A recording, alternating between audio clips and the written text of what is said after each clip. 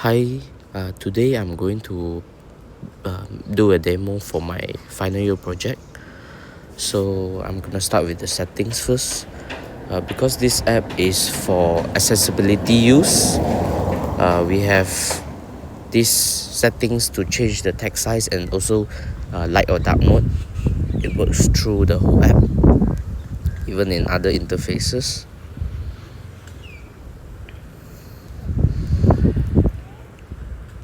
And next is the voice guidance. Spoken turns and hazard cues can be turned off individually.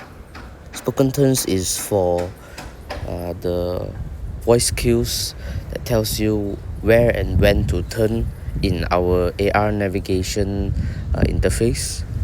Hazard cues is the voice cues for telling you if there's one of the hazards in front of you in our AR navigation interface and also our hazard detection interface. Next, the user can choose their mobility aid: non, wheelchair, cane, and walker. Non is the fastest, is a normal non-disabled person use, and then wheelchair is the second fastest, cane is the second slowest, and walker is the slowest. So first, when we switch to wheelchair, slower pace, it needs step-free routes. Next, cane, even slower, and it can go up the stairs, but it needs handrails. And walker is the slowest pace. It needs step-free routes and gentle slopes. Cannot be too high gradient, the slopes. All these data are from OpenStreetMaps, those wheelchair accessible routes, and all those routes with they record if the routes have stairs or no. And then you can see it apply to, let me search.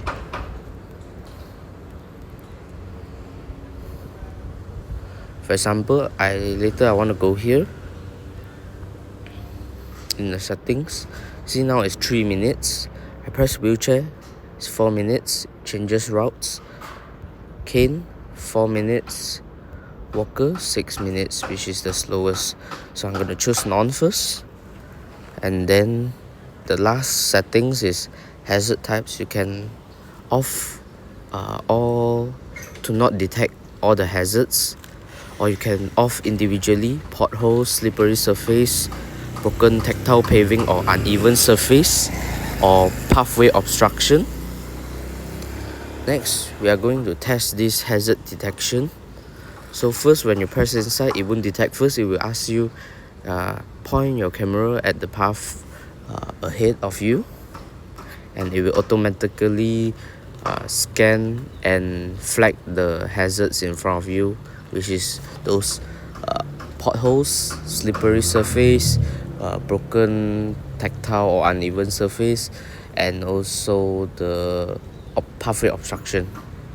Pathway obstruction ahead. Here you can see it flags the cars as pathway obstruction, and then you can see obstruction ahead. Here it detects potholes. Here you can turn on and off the sound and also the hazard types. Okay, so next we are going to navigate to this place. It's 3 minutes. It will say for all the users, it will say how many distance of the whole route shares the road with traffic. So let's start. This one is the whole journey shares the road with traffic. So now let's start the AR navigation. We need to scan our surroundings. Pathway obstruction. They will have this AR arrows. Pathway obstruction ahead. Broken tactile paving ahead.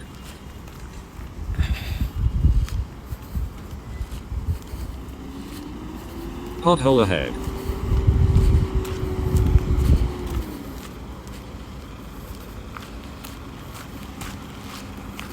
Pathway obstruction ahead. In 50 meters, turn right onto Jalan Sagamba Dalam. While I'm AR navigating, we also have Pothole ahead. this hazard detection.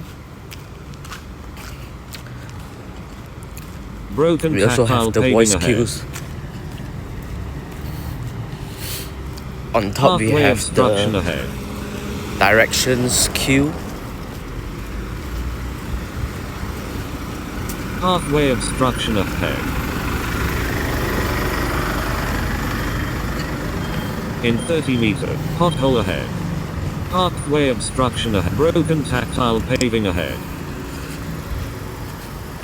Look, the AR arrows are doing its job. Pothole ahead. Pathway Pretty well so obstruction far. ahead. Broken tactile paving ahead. Bottom panel it says my destination, distance ring, or I can end the navigation.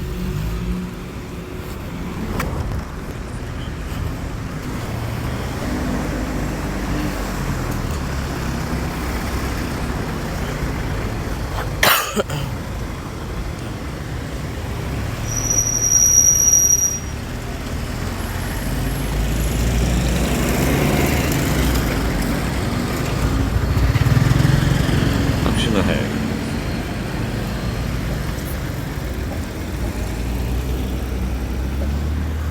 Pathway obstruction ahead.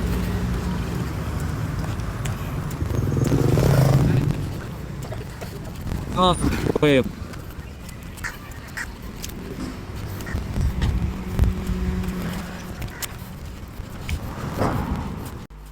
There are some issues with the audio of the video starting from here, so I'm gonna use voiceover, but most of the things is actually covered before that already.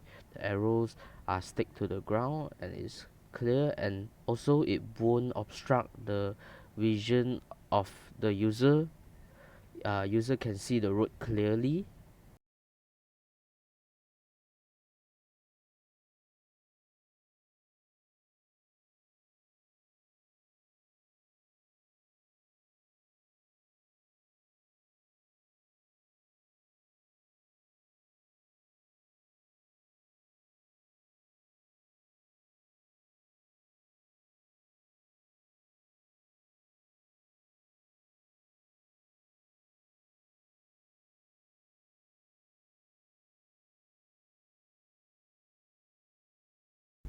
The only issue in this video is that you can see in the distance, you can see the 3D destination pin, the AR destination pin is very small. It's like a real object in the world.